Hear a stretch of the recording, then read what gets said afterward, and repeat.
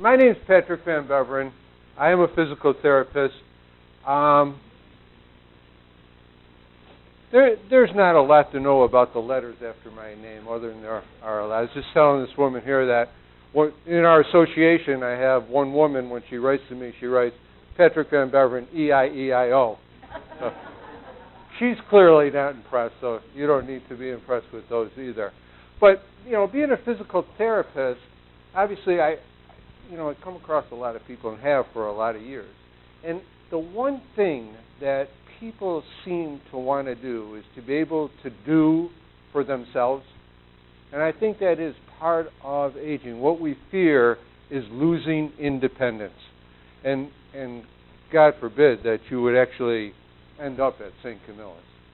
I usually ask for volunteers to sign up to come in because we need job security over there, but I won't ask you folks. But St. Camillus is a beautiful place, but I really don't recommend it for living there. But it does get to kind of the basis of my talk, and why do some people end up in a nursing home? They have a fall, well, but even there's people who fall don't end up there, right? Yeah, no one to care for them, which means they can't care for themselves. And why can't they care for themselves? Lost their independence. Why did they lose their independence? Who? Lost strength, yeah. So she read the title of the talk. Yeah. And a lot of it comes down to, it is mobility, disability. When you cannot get up out of a chair, when you can't get up out of your bed, when you can't get up off the toilet anymore, you need somebody to help care for you. So if you don't want to go into a nursing home, what do you need to do? Maintain leg strength. Isn't that simple?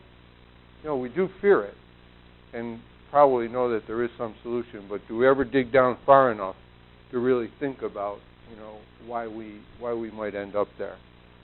Here, this is just the teacher in me having objectives, but we're going to talk about exercise, and I would like to talk about what you want to hear about. Exercise is pretty interesting.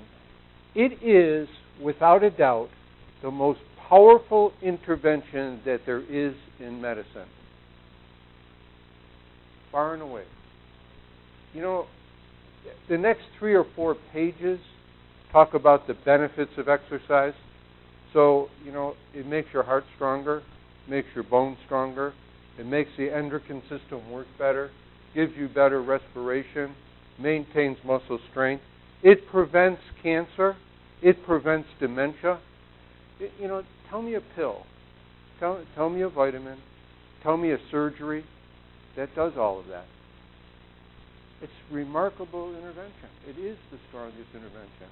Unfortunately, it's probably one of the least used interventions in medicine. Right now out there, probably about a quarter of people are exercising at an intensity enough to be beneficial to them. 1/4. 75% are probably not. And I suspect I'm preaching to the choir here. Some people would argue, you guys have been listening to the debates and how healthcare is going to be saved. Each of the candidates will save healthcare, save the Medicare system. There are some people that would argue we do not have a healthcare crisis. We have a fitness crisis. Much of the care that we give is not for the disease itself. It's for the mobility disability associated with that disease. And now we're looking at obesity rates, people being overweight or obese. It's 2/3 of the population. It's remarkable. And how many pathologies are related to obesity? A lot of them. If you are overweight, you are more prone to cancer. If you are overweight, you are more prone to osteoarthritis. And the list goes on. And, you know, again, one of the things that prevents weight gain is exercise. Now, all exercise is not exactly created equal, and we'll talk about that today. And I have a huge bias towards strengthening exercise. Essentially, you have stretching exercise, cardiovascular exercise, and strengthening exercise. Cardiovascular exercise, extremely popular in the early 70s, you know, because we saw this dramatic increase in cardiovascular disease. Cardiovascular exercise, aerobic exercise, the same thing, relates to quantity of life. So aerobic exercise relates to quantity, how long you're going to live. All right? It keeps your heart and your lungs strong, and it maintains the circulatory system. All right? Strengthening exercises relates to quality of life. It directly relates to function. So we can see people in the nursing home with a pretty good cardiovascular system, but with mobility disability because they don't have the strength. So my bias is I want to be here and I want to have a high quality of life. So my bias is way towards strengthening exercises. Benefits. I'm gonna go through these. Yeah, go ahead. Yeah, anybody can have these. These are what we call in education as, these are throwaways. Who else? We'll put some. Let me put some in the back here. Another one. Yeah. Oh my goodness. You guys didn't come up and do the take. Do you need pens too? Let me move these in the back here. Yeah, I'll get you one.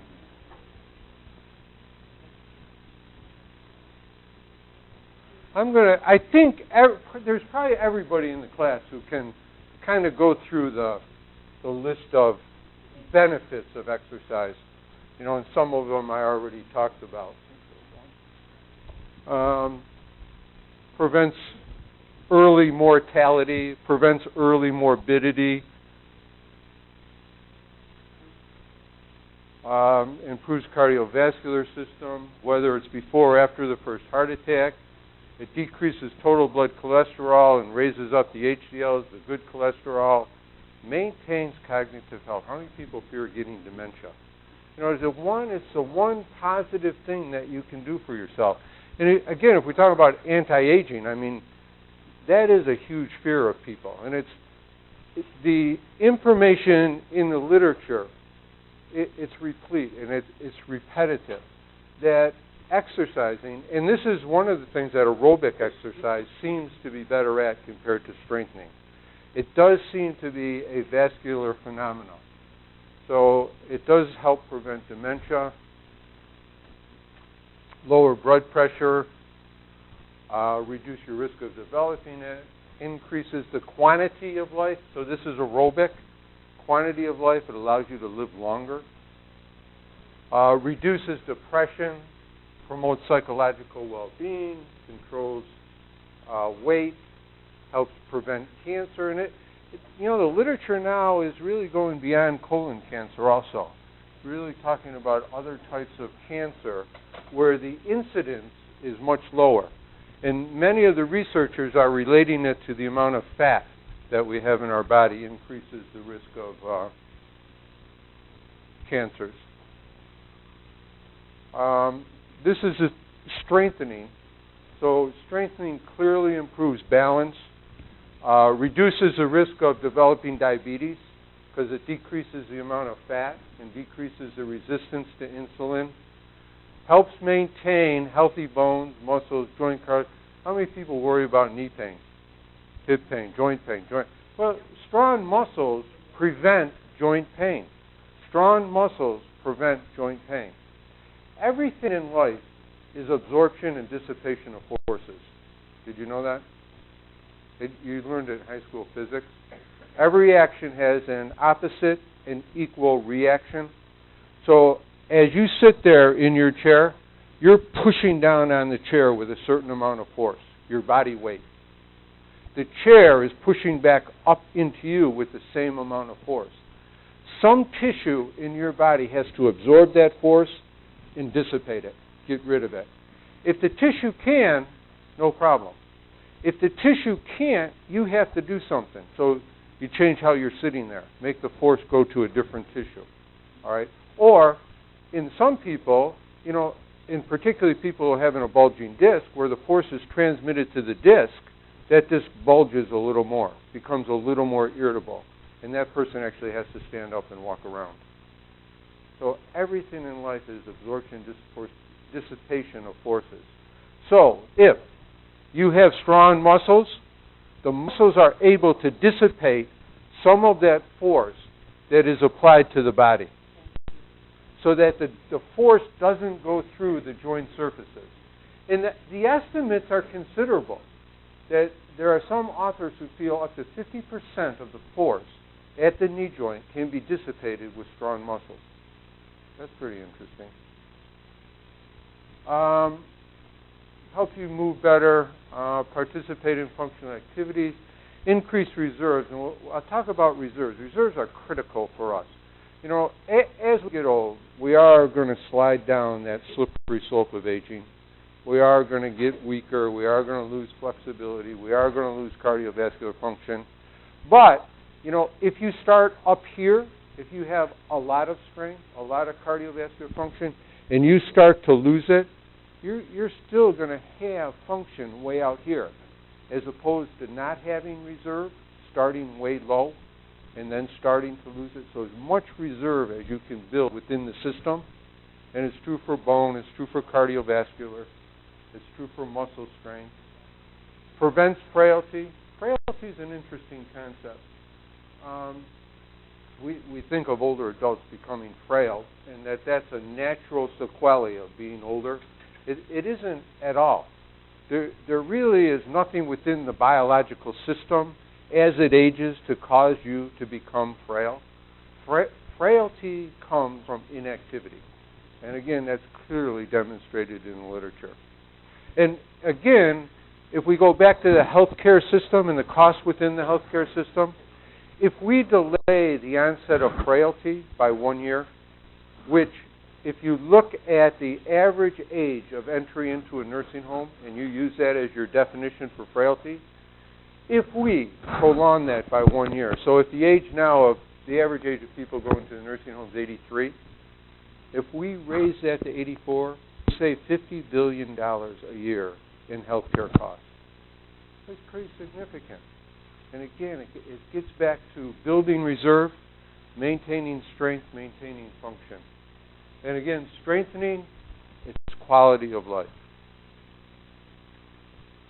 Why do we need to talk about exercise?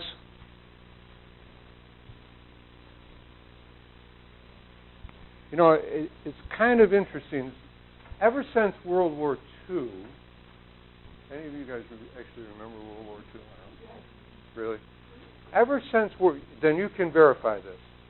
Every technological advance has been to make our life easier. Yeah? I'll bet you remember vacuuming the floor. Right? Well, now you have a Roomba. You just put it on the floor and go to work. It vacuums all day for you. Right. Did you ever beat rugs? Yeah, nobody beats rugs anymore. I don't know. Do you remember this? I don't know. We've got to go way back for this. Do you remember getting up and going to answer the phone because it was attached to the wall? Yeah, right now all I have to do is reach in my pocket and I can answer it. Everything else has remote controls. You don't get up to change the channel. Cranking what? Crank the telephone. So you had to walk to it and then you had to get to crank it to actually use it. Yeah. But you go back and think about that, how much our life has changed. Everything's on wheels now, too. Nobody carries a suitcase anymore. You wheel it, and almost all briefcases are on wheels also. And everything has remote controls. There is a statistic out there that if you took the average person in 1950 and you compared them to today, the person today would have to work out 3 times a week for a full year just to reach the normal of 1950. That is how much our activity has decreased. Electric typewriters. When we went from manual to electric typewriters, nothing else changed in your life, you would put on 10 pounds. Isn't that remarkable? Now, along with that, we have accepted that easy is good. You know, I tell people to do an exercise, and it's too hard. What? It's supposed to be hard. You know, we just say if it's too hard, we don't do it. It's too hard to do that. You know? Once you walk a mile, well, it's too hard to do that. So we don't do it. You know? We have to change that perception in our society. The hard is good. Hard is what's going to create your reserve. It's going to maintain your strength. It's going to give you quality in aging. What else? Technologically, we think about the aging process. We made our life easier. What else has technology contributed to? You think?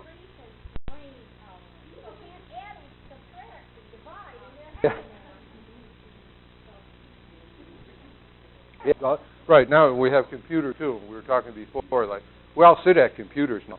You don't go shopping anymore. You just click the mouse a few times, so you don't have to walk into the store. But what about medicine? What's happened in medicine? Technology-wise, medicine any better than 1950? Yeah, some would say no. But yeah, there's been a lot of technological advances. 1950, I think the average life expectancy was around 70. Now it's about 86. I think that's for women. Everybody knows men live less long. We don't have to explore why, but technology's gotten better, and we've developed more sedentary lifestyle. So the net consequence has been we're here longer with all of these years of being non-functional. You know, and who wants to spend that last 10 or 15 years in a nursing home? You know, we don't. But we have inadvertently, I guess, created that. Here's the slippery slope of aging. Here's where we start out. You know, someplace in our 30s and 40s, we're able to participate in fun activities. And I refer to fun as being able to do what you want to do, when you want to do it, for as long as you want to do it. You know, and think about yourself now. Are you still in the fun category? You do whatever it is you want, for as long as you want to do it, whenever you want to do it. You know, if not, you've slipped down that slippery slope already, and you're in the function category. You're saving some of your energy to do the things you have to do. And you may be also picking days of the week. So, you know, if I go shopping on Monday, I'm not going to do anything on Tuesday, and I'll clean the house on Wednesday, and maybe by Saturday I'll do the laundry. You know, you're kind of spreading out where you're going to lose your energy. So you're starting to get a little weaker. You're starting to go down this slippery slope. You're losing vigor. And then, of course, at the low end of function is frailty, and the final category is failure. So you know, everybody's goal of successful aging is different. You know, we did talk about men. I think probably their goal of successful aging is live long enough to sit in a chair with a beer and watch a Monday night football until who knows when. But, you know, you have to decide for yourself what successful aging is. For me, successful aging is dying young at a very old age. Okay? So what you want to do, this 100% up here, you're going to lose some, but you want to flatline. You want to keep going right out here. And out here, at about 100 years old, you're still up in the fun category. You just have a very short period of morbidity, compressed morbidity, and you die. To me, that is successful aging. Flatlining, staying up there as long as you can. Now, a lot of this does relate to strength. The bad news is, well, there's two pieces of bad news. One, we're losing 1% of our strength per year starting at the age of 30. Oh, shit. Oh, damn. You know, think about that. 1%. That's on average, okay? Average. What if you're real sedentary? 2 or 3%. You're headed down this slippery slope this way. You know? You're not even making 60. And we have people in a nursing home at 60. Yeah. There's no doubt about it. So you're real sedentary, you're losing your strength a lot faster. Now, the upside of that is, what if you're really vigorous about working out?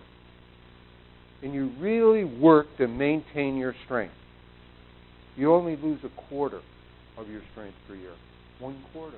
So it takes you 4 years to lose what the normal person is losing in 1. And that person, that's the one, they're staying up here, only losing a quarter, all the way out here. 1/4%. Not a quarter of your strength, right? 1/4% of your strength. You want the rest of the bad news? Starting at the age of 30, on average, we are gaining 1 pound per year. Yeah. Your strength is going down, and the load that you have to move around is going up. So, have I convinced you about strengthening it all? So, what do you do? What do you want to do? Oh, do you want to know if you're getting weaker? Not necessarily. Huh? Do you want to know if you're getting weaker right now? Stand up. And sit back down. Now think about how you stand up. Stand up again and sit back down. If you used your hand on the chair to either stand up or sit down, you are getting weaker. Your legs are getting weaker. Now, stand up again. Try to do it without your hands. And sit back down. Now, when you go home tonight, put a chair against the wall so it can't slide away from you. Stand in front of it where you can see a clock, and stand up and sit down as many times as you can in 30 seconds. You should be able to do 20. If you can't do 20 in 30 seconds, stand up and sit down. Your legs are getting weaker. All right? How many times can the person in the nursing home do it? 0. Right, 0. Exactly. Pre-nursing home, people who are just at home and not going out in the community, maybe 2 or 3 times.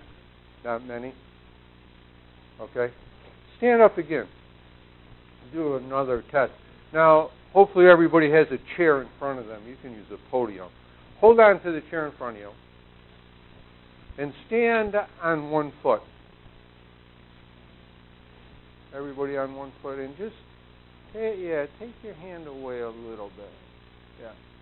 Now, you should be able to do this, not holding on for 1 minute. Everybody in this room should be able to. Should be able to stand this way for a full minute without holding on. What are you feeling? What's happening? What are you feeling? Wobbling. At your ankle? Is your ankle wobbling? Yeah. And the more it wobbles, the weaker you are. That's all strength. 60% of balance is ankle strength. All right. You can sit down. So, you can go home and test yourself. Sit the stands, no hands, 30 seconds. You should be able to do 20. Should be able to stand on 1 foot for a full minute.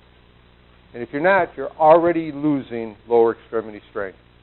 So what do we do? Well, we got to start increasing activity, right? Got to start doing more. The big category up at the top is physical activity. Underneath that is exercise. It's just one part of being more physically active. We need to start to increase our activity level all the time. Be more chronic activity participants. All right? So here's some. Take the stairs instead of the elevators and walk up. I do have a slide that's not in here, but it's LA Fit, LA something, whatever the LA Fitness, and there's a set of stairs going up to it, and there's escalators on both sides. There's like 6 people on each escalator, nobody taking the stairs. They're all going to work out. It's a concept we have about easier being better. Park in the back of the parking lot. Take the cart, go all the way to the end, load it, bring the cart all the way back, walk all the way back to your car. I run every morning, but I drive around the parking lot until I can get the closest parking space. Return the card. Stand up and sit down during commercial breaks. Decrease your sitting time. There used to be one in here that said hide the remote, but I think that's way too extreme. Shouldn't start out with something that extreme. So it is, and, you know, do the activity that you enjoy the most. You know, if you're a dancer, that's great. You know, and there's opportunities all over Syracuse for that. Gardening, you know, golf, whatever it is. If you find something you enjoy doing, you're going to significantly increase your chance to continue to do it. And if you find somebody to do it with you, you again significantly increase the chance that you're going to continue to do that. All right? That's two good strategies. Should I seek my doctor's permission to exercise? What do you think? How many people's doctor have told them you got to start exercising? Come on. What? They all tell you that. Yeah. If your doctor hasn't told you to start exercising, you got to find another doctor. You know. So do you need his permission? You probably need his permission not to exercise. You go and ask him, "Is it okay if I don't exercise?" Get his permission that way. But you know, for most people starting out, it's not going to create a problem. You know, on TV they always say before starting an exercise program, consult your doctor. He's going to say, "Yeah, go ahead, do it." You know, I mean, there may be people out there with real unstable cardiac problems. They're not asking the question anyways, can I start? But if you start, you probably are not going to run into any problems. You start low. You don't have to do much. Go slow. But the real key to exercise is sustaining it. You know, and how many times you start out and you're really gung-ho and, you know, after a couple of weeks, it's too hard to sustain. You start low, you get some positive feedback. I feel better. I'm going up the stairs. My knees aren't hurting. You know, I feel like I have more energy. You get some positive feedback. That helps you to sustain it. You know, you go out really hard starting out. You're sore, and you're going, why am I doing this? This is just killing me. So start low, go slow. Set goals. And that first goal is to become more physically active. You know what I don't even know what the group is. President's Council on Fitness says now. You have 150 minutes of moderate activity a week. Now, moderate activity is you doing something where you would have trouble singing, but you could continue to talk. You know, strenuous activity, you're having trouble finishing a sentence because you got to grab a breath. But if you're doing moderate activity, you're probably not going to be able to sing, but you should be able to carry on a conversation. So 150 minutes of that per week is what the recommended dosage is. Start with 10 minutes every day, gradually build up till you're doing 30 minutes 5 times a week. That's the 150 minutes. And start to do some strengthening. And I have some strengthening exercises as examples in the back. You know, and again, the thing about exercise, I mean, any kind of exercise, strengthening exercise, aerobic exercise, stretching exercise, you know, people ask me, you know, what's the best one? The best one's the one you're going to do. You know, there's no magic strengthening exercise. I swear, right now, I could probably give you 25 different abdominal exercises. None's better than the other. All the abdominal exercises, they make your abdomen work. Now, depending on the intensity that you work at, you're going to get the results, and we'll talk about that.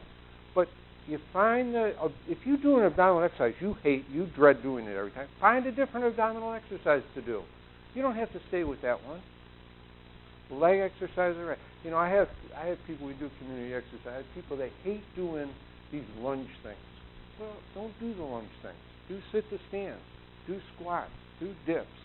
Do something different. Do something that you're going to have a chance of sticking with. Here's the long-term goal. The bad news for strengthening, it's got to be intense to work. And the more intense it is, the better the effect. So if you're doing an activity, like you're doing the sit to stand, and you can do between 8 and 12 of those, that's good. That is an exercise stimulus for you. If you could do 50 of them and just keep doing it, it's not going to strengthen you at all. Okay? It's not hard enough. So when you finish a strengthening exercise, so if you do these dips down like this, and you do 10 of them, and I say to you, was that hard? And you go, that was easy. It's not going to strengthen you. You got to use the word hard. If you say, that was a little hard, you're going to get a strengthening effect. If you say, that was really hard, you're going to get a big strengthening effect. It's dose specific. The harder you work, the more you get out of it. So you've got to describe it at least that's a little easy, and we'll show that on a slide there. Oh, wait a minute. Let me go back here. Here, the bad news with strengthening, you got to work hard. The good news is you only have to do strengthening twice a week. It's not something you have to do every day. Now, if you do it 3 times a week, you're going to get more out of it, but you're going to get diminishing returns.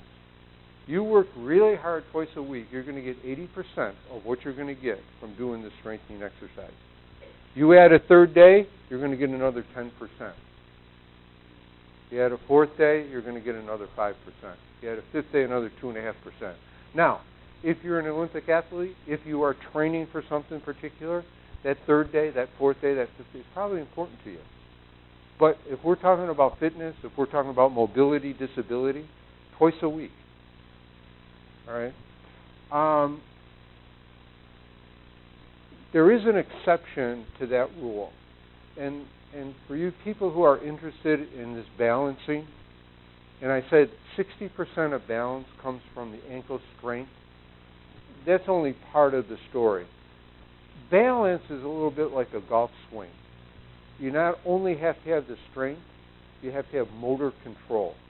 So you have to learn how to use the strength. So you got to create the strength, but then you got to practice balance to get better at balance. All right? And that, the practice part, the more repetitions you do, the more often you do it, the better you get. So you get strengthened twice a week, but using it and practicing motor control 5 times a week. Okay? Recreational physical activities every single day. More physical activity. And, I'll make the case for doing the strengthening first. Because of this, build muscle mass to support the joints, decrease, your chances of getting joint pain, which in turn is going to limit your exercise. So, what your doc always says, I don't pick on the doctor, but you need to exercise. You say to him, "What do I do?" What does he say to you? Go walking.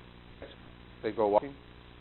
And I've had people come to me. I tried to go walking. After a quarter of a mile, my knees were killing me. Well, you got to strengthen first. You got to get in shape to go walking. Make your legs strong, then use them. Okay. It's the same thing. It's any joint. It can be the back pain. It gives that force someplace up to go through the strong muscles. And this builds bones.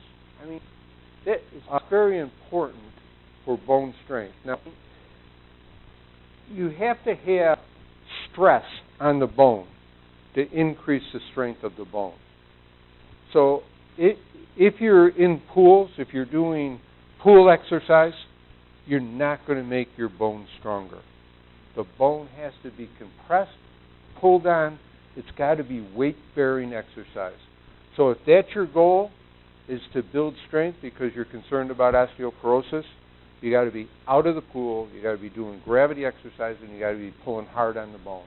But there's very good evidence that you can increase bone mineral density by doing resistive exercise. Okay? Strengthening requires overload. That's the intensity. You got to stay between that 8 and 12 reps of something that you're doing. If you get up 20, 25 reps, it's too easy. It's not enough overload, not enough intensity to build strength. Okay?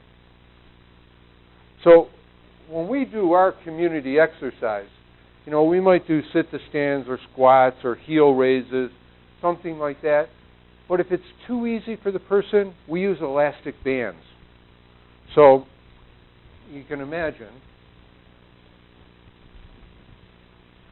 I should bring elastic bands to do this. So this person is starting to do this, and they're starting to get easier doing it. I've got to make it harder. So give them an elastic band. They step on the elastic band. They hold on the elastic band. And as they go up, they stretch the elastic band. So they have to work harder. Or you have something in your hands. Maybe you're going up and down your stairs a lot of times. You feel it's not enough overload. Carry something up in your hands. And you can immediately see that in your own head. It's harder to carry something up.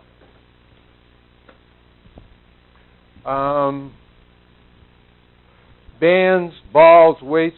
You guys know the stability balls? Those things are unbelievably good. For $20, it's a gym in your house. They are kind of big. You can go with the smaller ones and get the same effect. But they remove stability. So when you do an exercise on one of those balls, you've got to create the stability. And to do that, you use your trunk. So every exercise you do on the ball is a trunk strengthening one, which is very good. And there's, again, on the balls, there are hundreds of exercises. So you buy a ball, and it comes with the exercises, and you do those, and you get bored, so you go get a ball video. And there's more exercises on that ball video, and then you buy a ball book, and there's like 1,000 of them in that book, and you do the exercises with that. Weights, weights are good, but, the elastic, there's different color elastic, so it's called a durometer, how tough the elastic is to stretch. So you can increase the intensity by using a different color, and you can double it. You can make it shorter. And if you drop it on your foot, you do not fracture your foot. You can put it in your suitcase and take it with you. So I am a big advocate of elastic bands also. Now, there are the heavy elastic bands. They're thicker than cars don't have inner tubes anymore. Who came from 1950? They had them then. Right. Bicycles. Bicycle inner tubes are harder than bicycle inner tubes. They are really tough. So, and obviously machines. You know what the shortcoming of machines are? It doesn't challenge your balance at all. In fact, it doesn't challenge any coordination at all. You go to the gym, you sit in a machine, you just push as hard as you can. You don't have to have balance, you don't have to have coordination. So you're going to get a limited effect. Doing body weight and body weight with elastic is much more beneficial for function because it's much more close to function than if you sit in a machine and just push against it. Now, is sitting in a machine pushing against it better than sitting at home watching TV? Yes. But then at some point, if you make that transition to functional activities. Here's the scale. And you've got to be at 13 or above. So you've got to describe that exercise as being somewhat hard. All right? So, the hardest exercise you ever did is 20, and the easiest exercise you ever did is 6. How hard is that exercise? You say 18, you're getting a very good effect from the exercise. We do this in our exercise class also.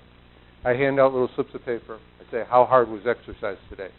So people, 9, 10. I give them a heavier band. Now what do you think they write? They all write 20. It's the hardest exercise I ever did. Keep your bands. It doesn't take them long to figure it out. All right, balance through strength. Here's where I talked about motor learning.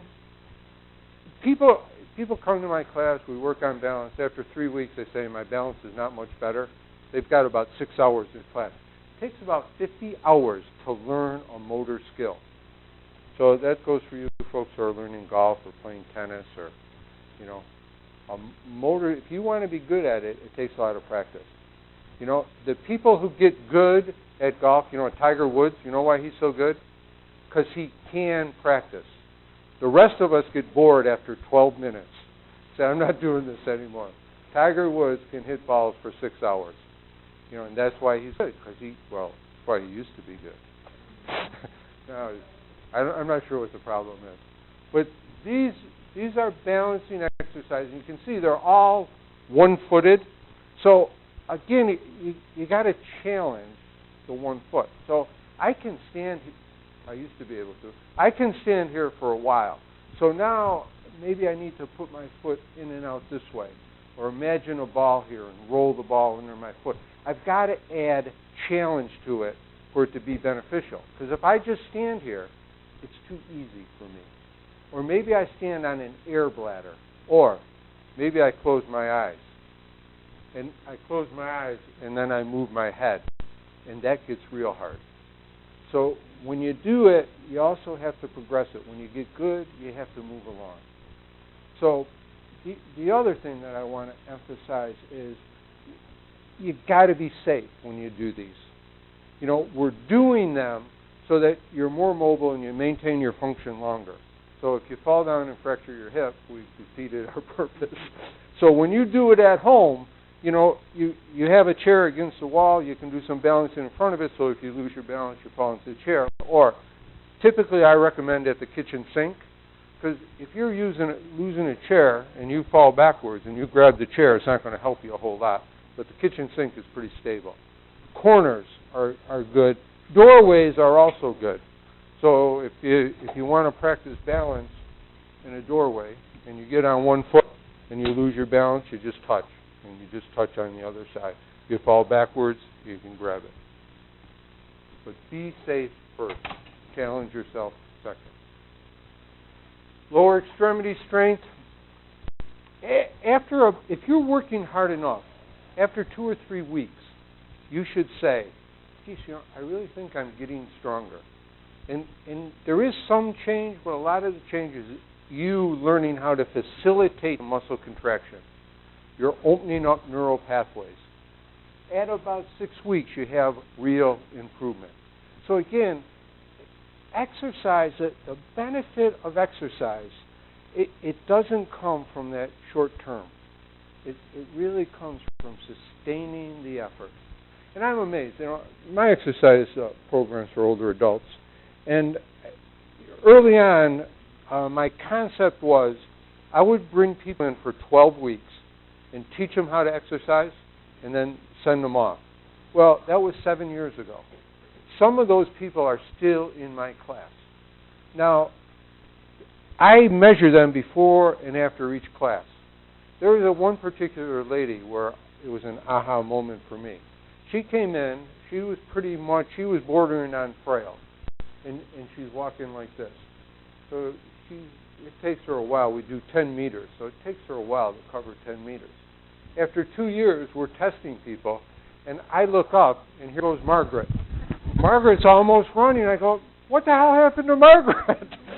But it really was her sustaining that for a long period of time.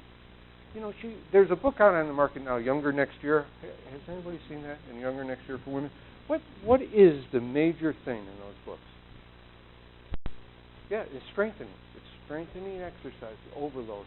That is how you get, and clearly it worked for Margaret. She clearly became younger. And here's, you know, just squats. Here's the lunges. And this I don't know, maybe not. It might be lunges on the toes. And there's a squat with the elastic band. You can see how that works to overload. Core strength, I said, anything that you do on one of those stability balls is core strength. Why is core strength important? Because everything else moves off of it. Our legs are attached to our trunk. We got to be strong in our trunk to be able to move our legs effectively. So, you know, the sit-ups are important, but also back extension. And we use these, bird dog ones a lot. You know, lifting the arm up, touching it, reach, touch, reach, touch, reach. Doing it same side, opposite side, but it's all extensor exercise. And then both strength and leg balance, balancing on one. Skaters, we use this one a lot too. You stand on 1 foot and you dip down, come back up. So you're doing strength and balance as you do it. And again, you could step on elastic and stretch it as you go up and down. All right, safety reminders, you know, I'm not advocating stupidity. So just you use common sense with exercise. You know, if it's bothering you, stop doing that one. Do a different exercise. You know, if you're getting too out of breath, maybe you do need to have that checked. You know, but use and people know. people are so reliable. You know, people come, I don't feel well enough to do it today. I'm going to check with my doc. They know they need to check with doc. But exercise, if you think about how many people exercise on a daily basis in this country and how many incidences there are related to exercise, it's minuscule. Minuscule. We hear about it every once in a while, that somebody died while exercising. Jim Fixx probably being the most famous. After he wrote books on the benefit of running, he went out and ran and died. But the incident is so few, it's not to be believed. Yep. And then soreness. I talked about getting strong to prevent pain, but what about in the meantime? What if you get some soreness? Well, if soreness is in the muscle, that's okay. That's what you're using. If it's in the joint, you got to change up the exercise a little bit. Or have somebody check form. Look at the picture again. Am I doing this the right way? Now, with the exception of, if it's short-lived discomfort's okay. So you do an exercise and your knee hurts a little bit and you finish that exercise and you take 2 steps and it doesn't hurt now, that exercise is the stimulus for that tissue to become tougher. And I always use the analogy of the blister and callus. Now, if this hurts me a little bit and I just keep doing it, I might run into a blister. I might make the joint irritable. But if I do this today and it bothers me a little bit, and 2 days later I do it again and it bothers me a little bit, over time that tissue will toughen itself just like callus. So you no longer get blister, you get callus. You toughen the tissue. All right?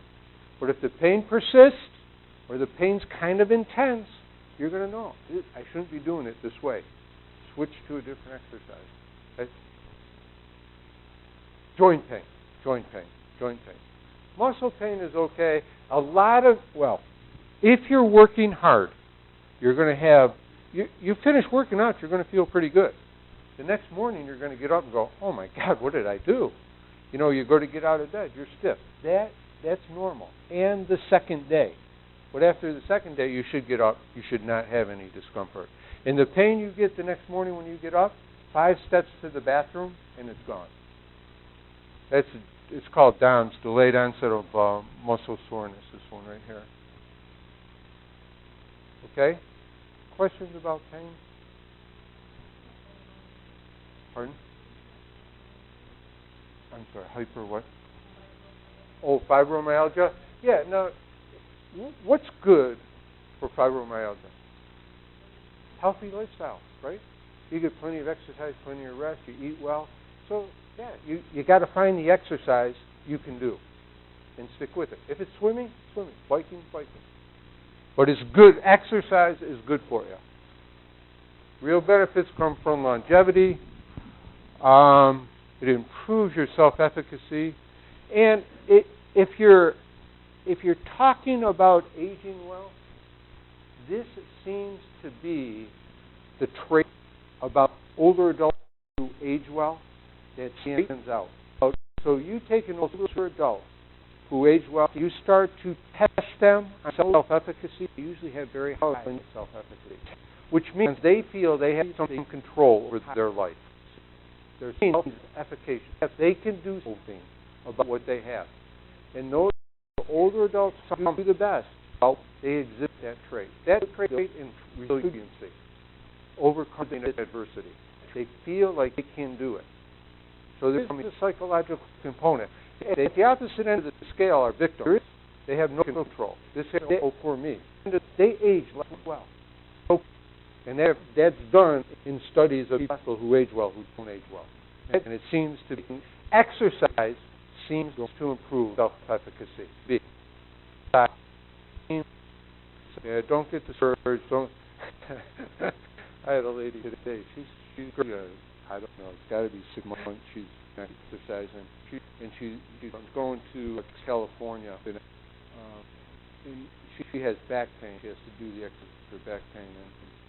And she said to me today, the day I fly out, I'm going to be in the plane like 6 hours.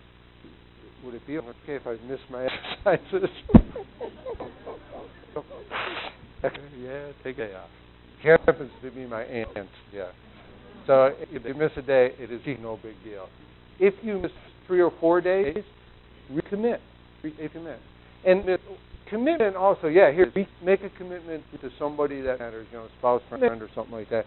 I really want to do this. I really want to exercise and get stronger so I can get up out of the chair without using my hands. So at some point, you're accountable. That person's going to say, well, can you get up out of the chair yet without using your hands? Commit to somebody. So you know the consequence for not doing it. It helps motivate you.